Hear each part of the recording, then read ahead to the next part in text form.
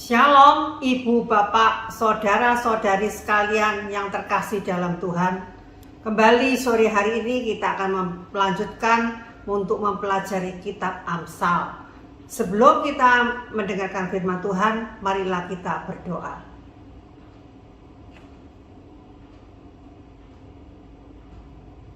Terima kasih Tuhan Allah kami di sorga.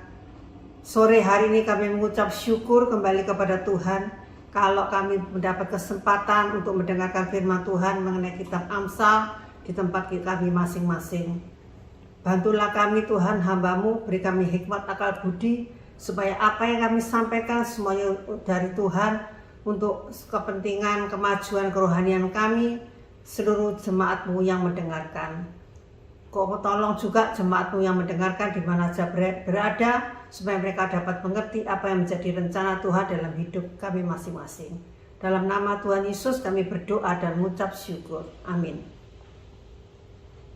Kita akan melanjutkan 30 petuah orang arif. Nomor 19 sampai dengan 30. Beberapa minggu yang lampau sudah kita bahas nomor 1 sampai dengan 18. Sekarang kita akan melanjutkan nomor 19 sampai dengan 30 yang terdapat dalam kitab Amsal pasal 24 ayat 1 sampai dengan 22 dalam bahasa Indonesia masa kini. Kita akan membahas per nomor ya, nomor per nomor. Sekarang kita mulai dengan ayat 19. Nomor 19, maaf. Amsal pasal 24 ayat 1 sampai dengan 2 dalam bahasa Indonesia masa kini. Janganlah iri kepada orang jahat dan jangan ingin berkawan dengan mereka. Mereka hanya memikirkan kekejaman dan hanya membicarakan apa yang mencelakakan. Amin. Berbahagialah orang yang mendengarkan firman Tuhan, menyimpannya dan melaksanakan dalam hidupnya sehari-hari. Ayat-ayat ini merupakan sebuah peringatan lagi tentang jangan iri kepada orang yang jahat. Coba bandingkan dengan Amsal pasal 23 ayat 17 sampai dengan 18. Ibu, bapak, saudara-saudari dapat membacanya sendiri di rumah masing-masing.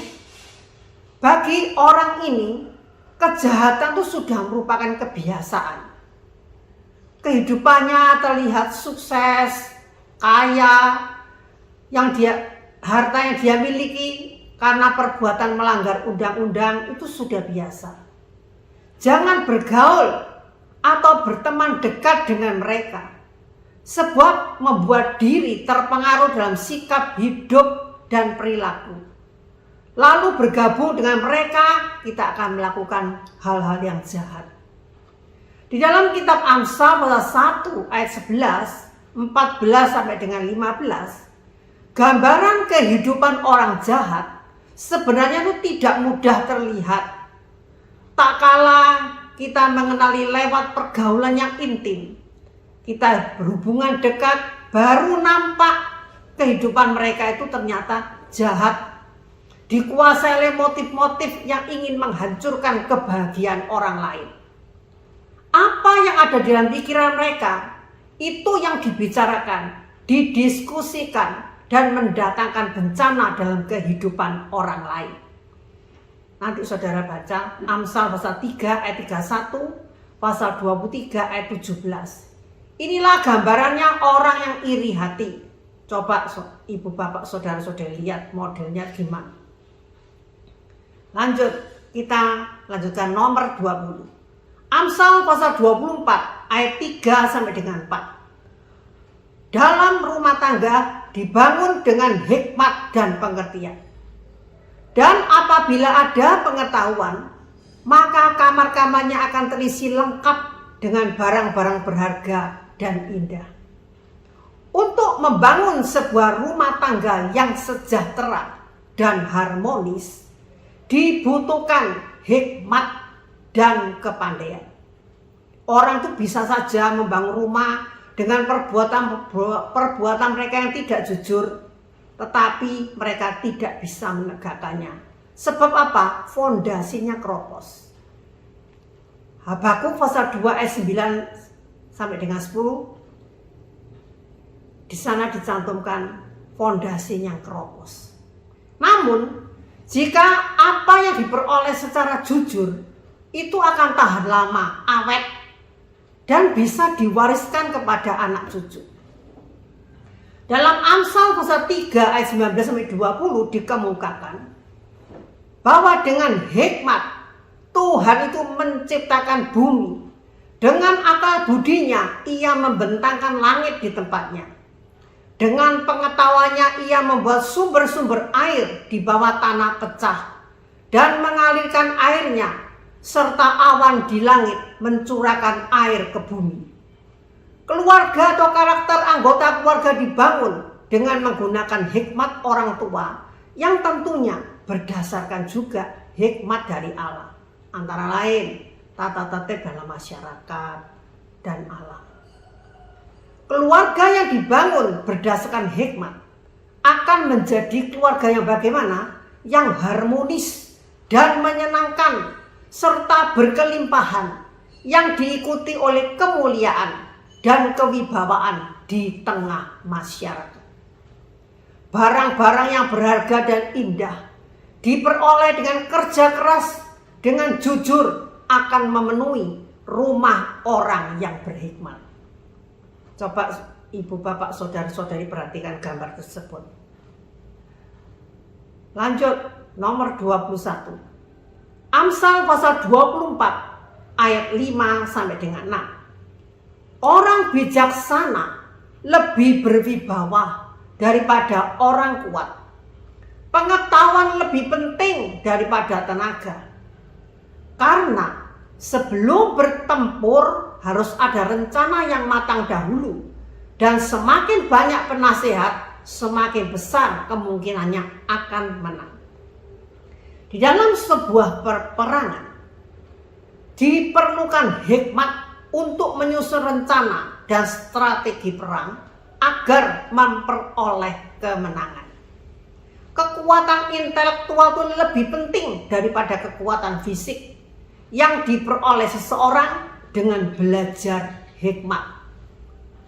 Jadi, dalam peperangan dibutuhkan kemampuan otak melebihi kekuatan otot. Nah, ini gambarnya ya.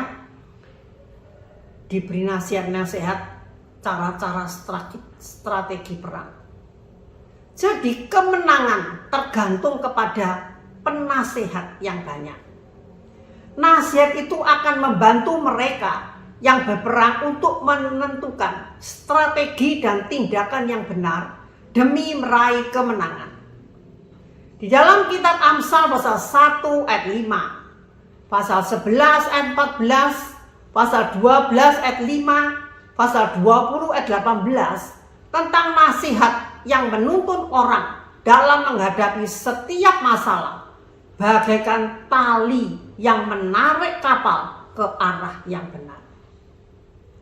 Kitab Amsal pasal 1 ayat 5, dengan petua-petua ini orang bijaksana pun akan bertambah pengetahuannya, dan orang yang telah berpendidikan akan mendapat bimbingan.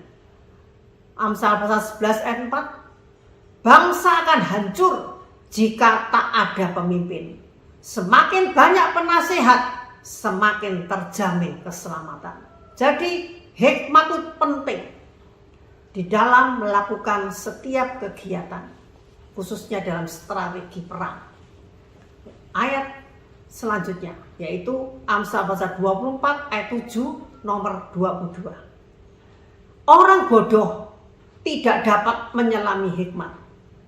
Ia tidak dapat berkata apa-apa kalau orang sedang membicarakan hal-hal penting. Hikmat itu terlalu tinggi bagi orang bodoh. Dia tidak akan pernah menggapainya. Karena apa? Karena ia tidak akan tahan dengan disiplin dalam proses pendidikan. Ia tidak akan memiliki kedewasaan karakter dan kemampuan untuk mempertimbangkan sesuatu dengan bijak. Orang bodoh tidak bisa berbicara di depan publik. Orang bodoh itu kelihatannya bagaimana? Bijak kalau ia diam tidak berbicara.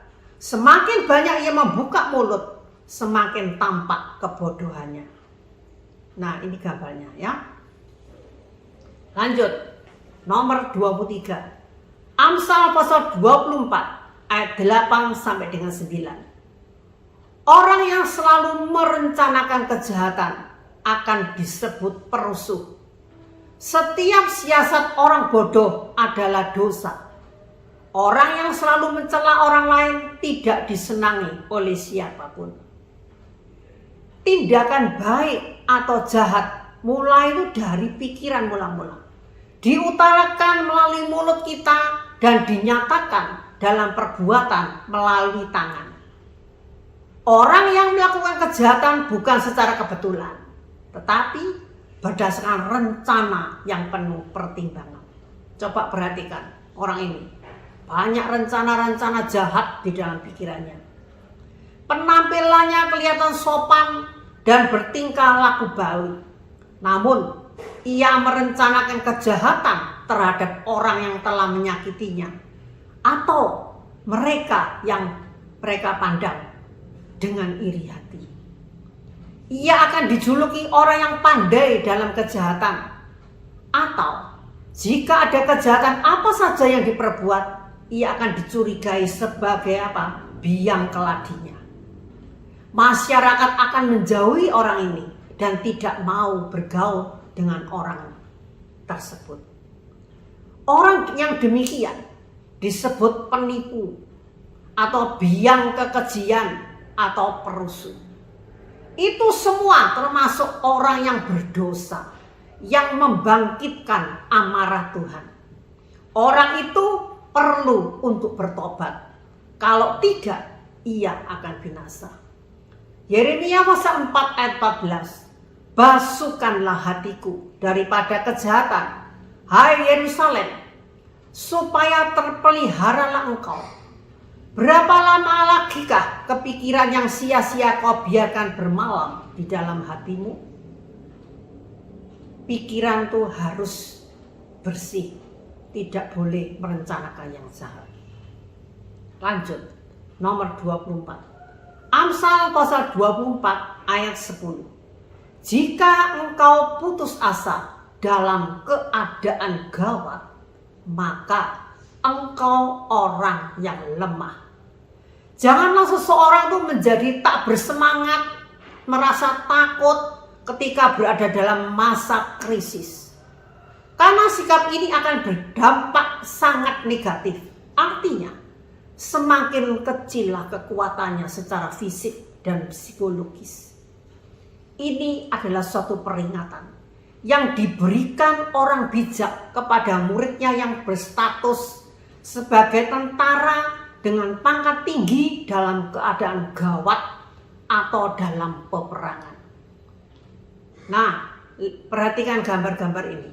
Kalau seorang tentara patah semangat, akan kalah. Oleh sebab itu dikatakan semangat, bangkit, supaya apa? Mengalami kemenangan. Yeremia pasal 12 ayat 5. Tuhan berkata, Yeremia, jika engkau menjadi lelah berlomba dengan manusia, mana mungkin engkau berlomba dengan kuda? Jika di tanah yang aman engkau ketakutan, apakah yang akan kau lakukan apabila kau berada di hutan belukar di tepi Yordan? Oleh sebab itu, kuatkanlah hatimu, maka Allah akan meneguhkan hatimu. Nomor 25.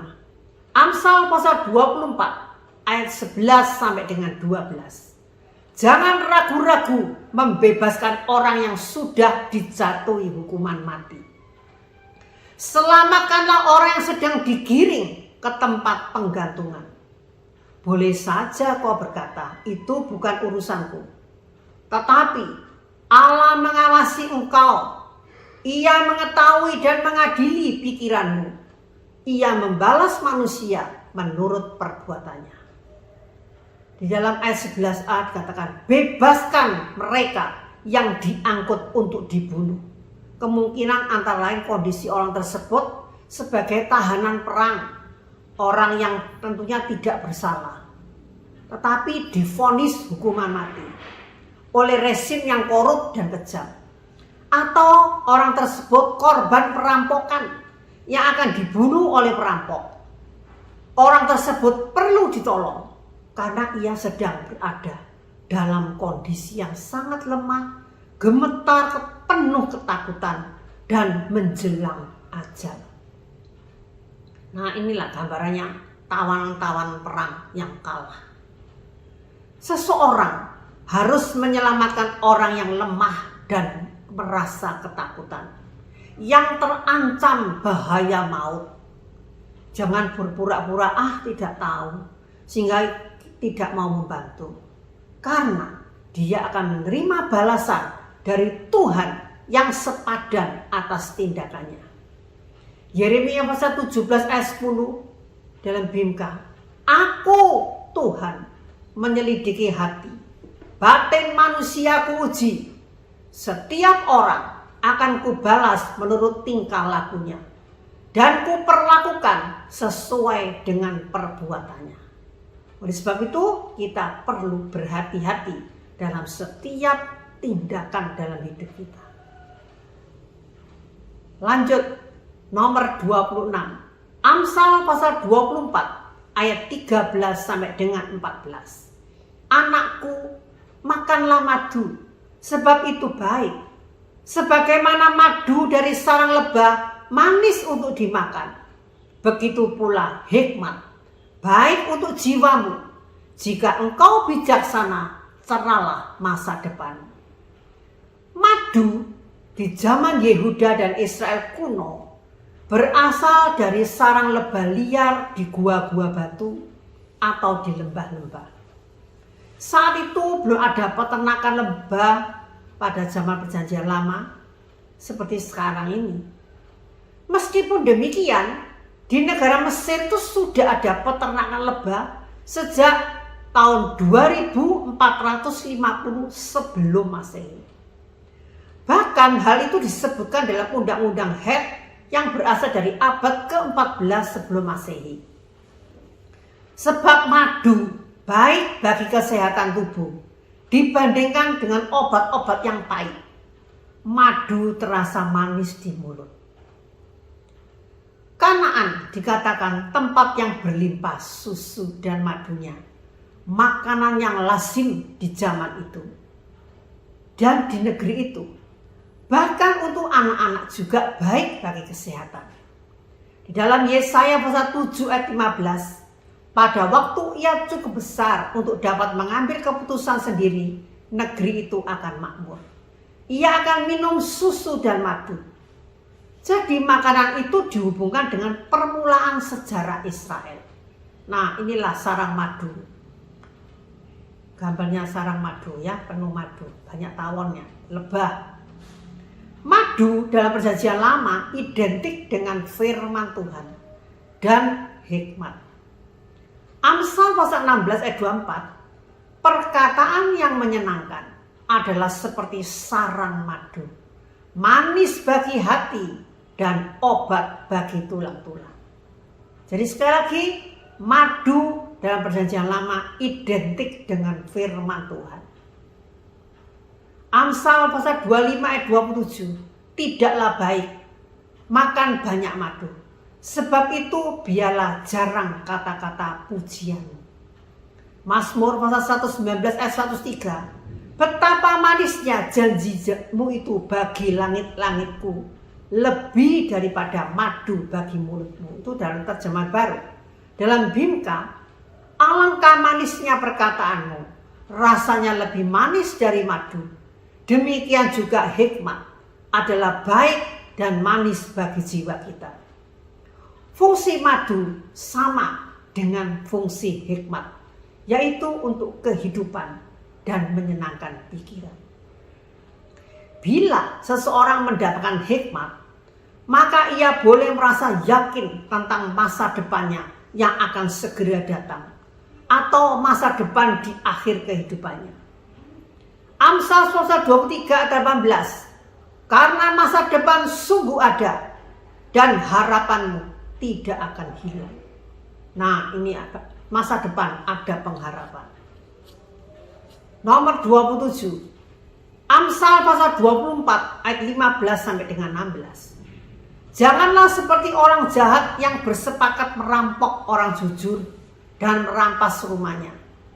Sebab sekalipun orang jujur itu jatuh berkali-kali, selalu ia akan bangun kembali. Tetapi sebaliknya orang jahat akan hancur lebur oleh malapetaka. Dalam terjemahan baru, jangan mengintai kediaman orang benar seperti orang fasik. Jangan merusak rumahnya. Sebab 7 kali orang benar jatuh, namun ia bangun kembali. Tetapi orang fasik akan roboh dalam bencana. Ayat ini menegaskan betapa pentingnya menjadi orang jujur, orang yang benar. Jangan hidup sebagai orang fasik atau orang jahat. Walaupun orang jahat atau orang fasik akan mengganggu, merobohkan keluarga, properti orang benar, orang jujur, tetapi orang jujur, orang benar tidak gampang jatuh. Sebab mereka memiliki hikmat, mereka akan bangkit, akan bangun kembali dan tidak mudah roboh. Orang benar mungkin jatuh 7 kali dalam menghadapi masalah godaan. Namun dengan hikmat yang dari Allah dan kelurusan hatinya, ia akan mampu bertahan dan bangun kembali. Ia akan bertobat. Mohon belas kasihan Allah dan mendapat kedamaian akan dipulihkan oleh Allah. Sebaliknya, orang jahat yang berencana mengganggu ketenangan orang benar akan mengalami kesulitan. Mereka akan ditimpa bencana, malapetaka sehingga roboh dan hancur. Karena dosa-dosanya, ia akan menerima hukuman. Nomor 28. Amsal pasal 24 ayat 17 sampai dengan 18. Janganlah senang kalau musuhmu celaka, dan jangan gembira kalau ia jatuh. Sebab pasti Tuhan akan melihat perbuatanmu itu dan menilainya jahat, lalu tidak lagi menghukum musuhmu itu. Jadi jangan bersukaria, kita akan merasa senang atas penderitaan yang menimpa musuh kita. Apalagi menyombongkan diri karena hukuman pembalasan yang jatuh atas orang yang berbuat jahat. Hukuman itu bisa hukuman alamiah, yaitu mendapatkan masalah karena kejahatan yang dilakukannya, atau hukuman ganjaran dari Tuhan. Sebaliknya, seseorang memperlihatkan sikap simpati atau kemurahan hati terhadap musuh, tidak menyombongkan diri bila orang lain jatuh. Amsal pasal 25-21. Kalau musuhmu lapar, berilah ia makan, dan kalau ia haus, berilah ia minum. Sikap beria-ria atas malapetaka yang dialami musuh tidak saja dilihat oleh Tuhan, tapi juga adalah kekejian baginya. Sebab sikap itu merefleksikan kesombongan. Orang itu merasa dia berada di posisi Tuhan dalam menjatuhkan hukuman kepada musuh. Hukuman yang sama dengan hukuman bagi musuh dijatuhkan kepada orang itu. Tidak berarti Tuhan menghentikan hukumannya terhadap si musuh yang jahat karena ada orang lain yang merasa senang menyaksikan hukuman itu. Musuh yang jahat pantas dan seharusnya menerima hukuman atas perbuatannya. Nomor 29. Amsal pasal 24 ayat 19 sampai dengan 20. Jangan jengkel atau iri kepada orang jahat. Orang jahat tidak punya masa depan dan tidak punya harapan. Ayat ini berisi pengajaran orang-orang bijak agar seseorang tidak melakukan kesalahan dalam menyikapi perbuatan jahat orang fasik. Orang fasik melukai dan mendatangkan kerusakan, bahkan malapetaka di tengah-tengah masyarakat. Wajarlah perilaku orang seperti itu mendatangkan kemarahan. Tetapi orang fasik kadang kelihatannya sukses, hidupnya mapan, karena kekayaan didapat dengan jalan melakukan kejahatan. Jangan menjadi resah, jangan terpancing secara emosional atau iri hati memancing kemarahan dalam hati, sehingga marahnya meledak-ledak. Orang iri akan kejahatan orang jahat biasanya karena tidak ada iman kepada Tuhan, bahwa Tuhan akan mencukupkan kebutuhan hidup orang yang melakukan kebenaran. Mazmur pasal 37 ayat 1. Dari Daud, jangan gelisah karena orang jahat, jangan iri hati kepada orang yang berbuat salah. Amsal pasal 4 ayat 20, orang jahat tidak punya masa depan dan tidak punya pengharapan. Di dalam kehidupan di dunia ini, hari esok atau masa depan pun tidak akan ada keberhasilan dan kebahagiaan bagi seseorang yang melakukan kejahatan. Kehidupannya seperti pelita yang padam.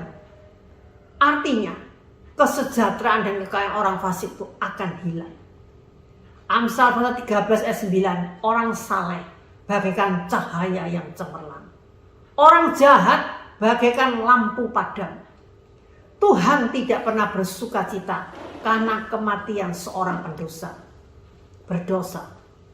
Yeskiel pasal 33 ayat 11, katakanlah kepada mereka bahwa demi aku Allah yang hidup, Tuhan yang maha tinggi, aku tidak senang kalau orang jahat mati. Sebaliknya, aku ingin ia meninggalkan dosa-dosanya supaya ia tetap hidup. Hai bangsa Israel, berhentilah berbuat jahat. Mengapa kamu mau mati? Bahkan sebaliknya dalam perjanjian baru, Tuhan Yesus mengajarkan di dalam Injil Matius pasal 5 ayat 44. Tetapi aku berkata kepadamu, kasihilah musuhmu dan berdoalah bagi mereka yang menganiayai kamu. Yang terakhir, nomor 30. Amsal pasal 24 ayat 21 sampai dengan 22. Anakku, takutlah kepada Tuhan dan hormatilah raja. Jangan ikut-ikutan dengan orang yang menentang mereka. Orang semacam itu bisa hancur dalam sekejap, karena bencana yang ditimbulkan Allah atau raja bukanlah perkara yang kecil.